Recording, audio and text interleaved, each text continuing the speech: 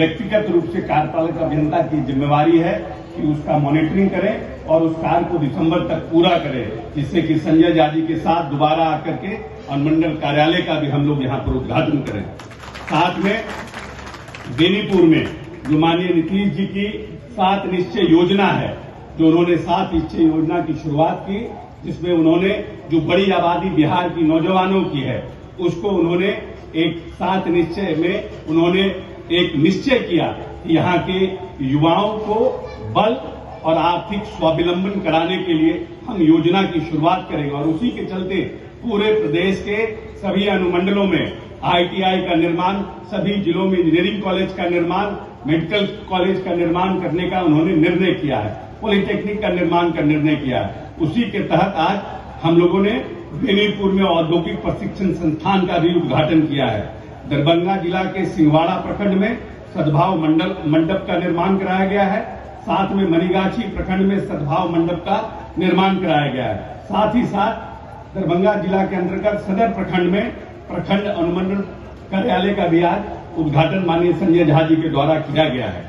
ये सौभाग्य है कि आपको इस क्षेत्र को एक ऐसा नेता मिला है जिसने न सिर्फ दरभंगा बल्कि पूरे नॉर्थ बिहार के विकास के लिए संकल्पित रहे हैं और मंत्रिमंडल के साथ साथ जिन जिन विभागों को इन्होंने देखने का काम किया है, उसके अलावा जो जो विभाग के मंत्री इनके सहयोगी रहे हैं, मित्र रहे हैं, उनसे भी इस क्षेत्र के विकास के लिए उन्होंने हमेशा प्रयासरत रहे हैं। और निश्चित रूप से नीतीश कुमार जी के करीबी हैं, तो उसका भी फायदा दरभंगा और उसके आसपास के इलाकों को दिलाने का काम किया है। आज जब हम आए थे साथ की साथ की बेटी की शादी में, उसके बाद इनके साथ एक नहर का देखने के लिए अपने पदाधिकारियों के साथ ये गए और पता चला कि 52 साल पहले उसका DPR बना था और उस DPR को 144 नेपाल से उस पानी को लाने का काम इन्होंने उस अपने क्षेत्र में किया है।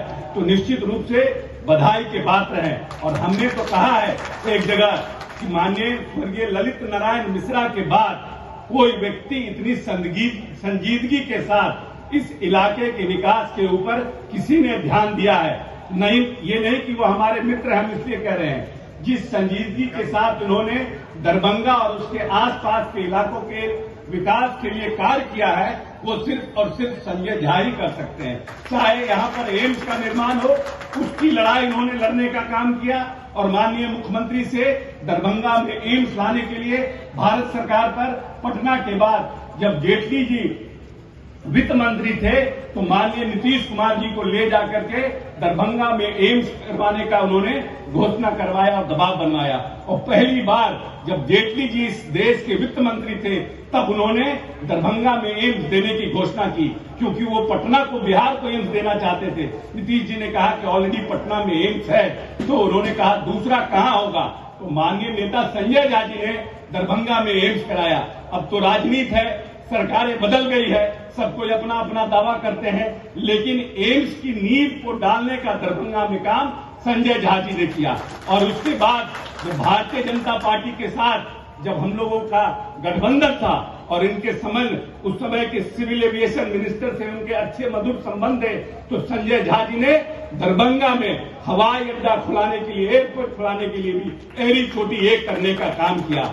और अभी अभी मात्र एक कैबिनेट पहले, जब हम लोग उस कैबिनेट में थे, 2 कैबिनेट पहले, तो 250 करोड़ के जो योजना, जल निकासी की योजना को इन्होंने यहाँ पर कैबिनेट से पास कराने का काम किया। न सिर्फ जल संसाधन के विभागों के प्रति इनकी चिंता रहती है, बल्कि दरभंगा का होलिस्टिक डेवलपमेंट हम कैसे करें और दरभंगा को हम कैसे आगे बढ़ा करके ले जाए। जो यहाँ के छोटे छोटे व्यापारी हैं, जो यहाँ के छोटे छोटे किसान हैं, उनकी आमदनी कैसे बढ़े, उनका जो सामान है वो देश के दूसरे राज्यों में कैसे जाए, इसके प्रति चिंतित रहते हैं। इसीलिए आप भाग्यशाली हैं कि आपको ऐसा नेता मिला और हम भाग्यशाली हैं कि हमको ऐसा मित्र मिला है। इसीलिए हम चाहते हैं कि जितना ध्यान ये नॉर्थ बिहार पर दिए हुए हैं, थोड़ा बहुत ध्यान हमारे मित्र के विधानसभा पर भी देने का काम करें, क्षेत्र पर भी देने का काम करें। और आप लोगों के बीच इसलिए कह रहे हैं कि आप लोग भी इन पर दबाव बनाइए,